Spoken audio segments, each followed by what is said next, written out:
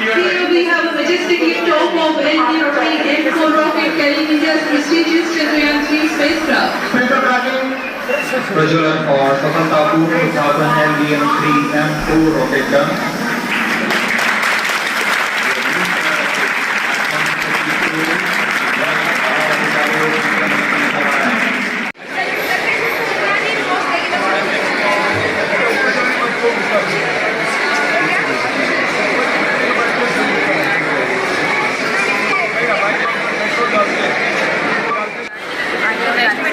वो अंदर नहीं आने देती, उनको बाहर रोक देती है। और जो मतलब हमारी जो सेल होती है उनके लिए जो अच्छे जो प्रोडक्ट होते हैं उनको अंदर आने देती है, इसलिए कोई व्यक्ति को बाहर रखती है। अब फिर क्या है, फिर न्यूक्लियस होता है, इसके अंदर DNA का निर्माण होता है जो हमारे पेरेंट्स से हमारे अंदर आता है। न्यूक्लियस के अंदर ये जो न्यूक्लियस आवरण है ये भी यही काम करता है कि जो वेस्ट मटेरियल है उसको अंदर नहीं आने दें। और ये जो है ये साइटो केंद्र द्रव्य होता है, इस पर ये भरा रहता है जिससे ये जो केंद्र होता है वो अपना वर्क कंप्लीट कर पाते हैं।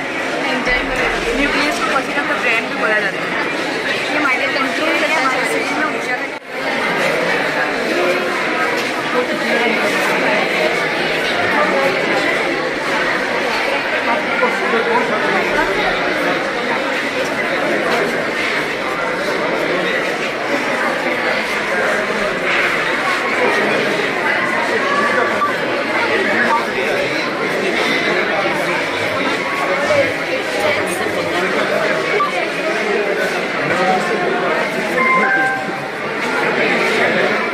टीचर्स ने तो बताया हुआ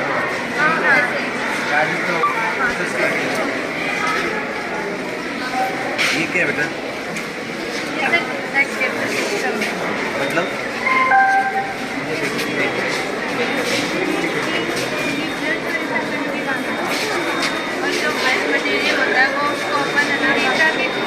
ओके किडनी फंक्शन है मुल्ले पाहिजे गुर्दा करता दाबा तो डिग्री लिख रखी है दाबा ना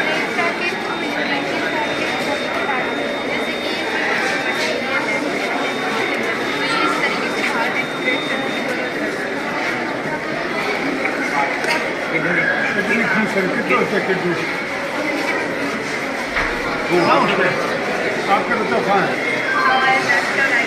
किधर है? कहाँ? आगे पीछे?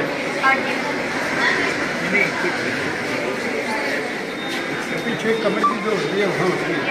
मैं मुख्य क्या इनका काम क्या है? खून साफ करती है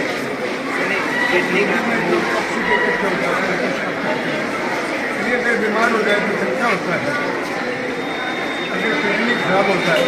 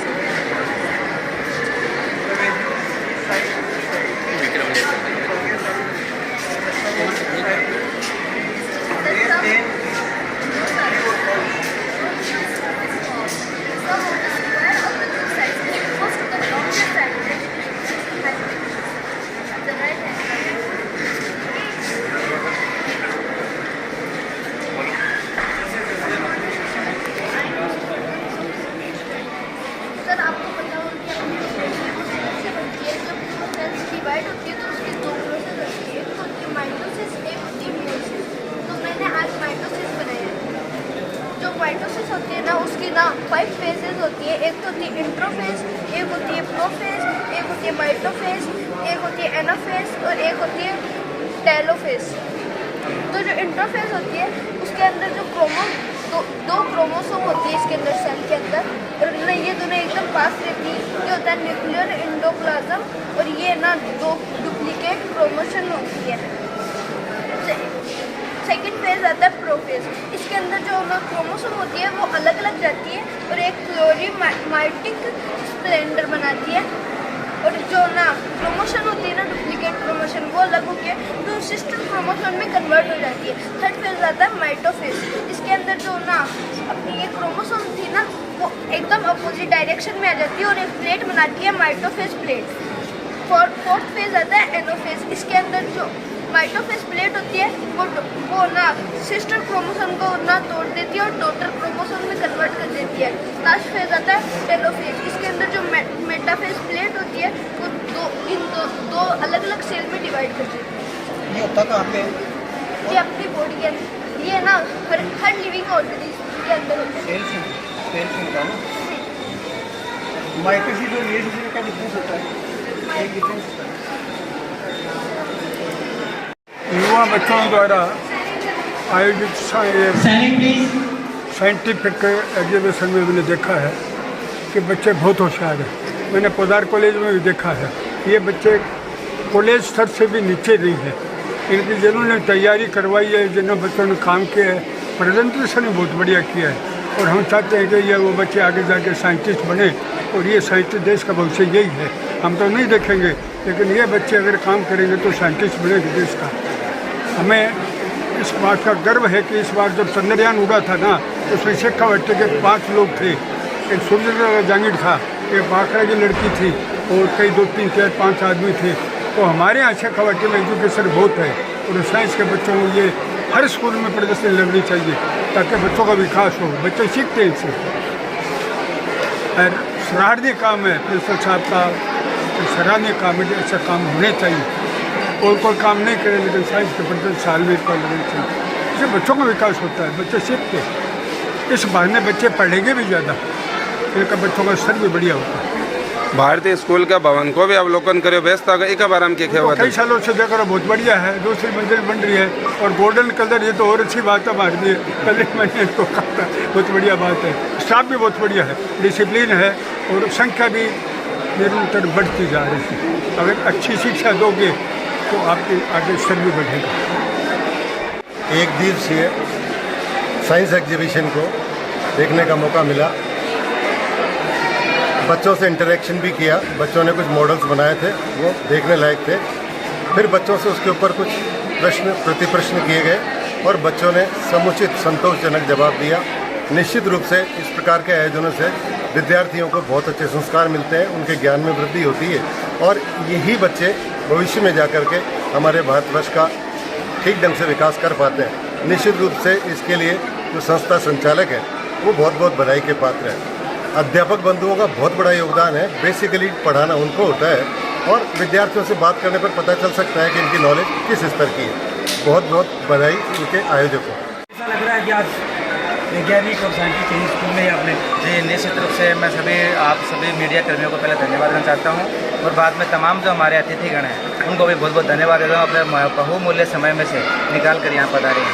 इसके बाद में हमारे जो बच्चे हैं उनके माइंड को डेवलपमेंट करने के लिए हम हर साल क्या है ये विज्ञान प्रदर्शन लगाते हैं और ये विज्ञान प्रदर्शन से बच्चों का बहुत ही माइंड एक क्रिएटिव माइंड हो जाता है। और यहाँ जो मुख्य अतिथि यहाँ पधारे हैं, हमारे अतिथिगण पधारे हैं, उन्होंने तमाम ने एक एक चीज़ को बारीकी से अध्ययन किया है और देखा है और बच्चों को क्वेश्चन भी पुटअप किए हैं, जिससे कि तमाम बच्चे ने वापस उसका उत्तर दिया। उसे पता चला है कि वो स्कूल का जो शिक्षा का स्तर है वो शानदार है।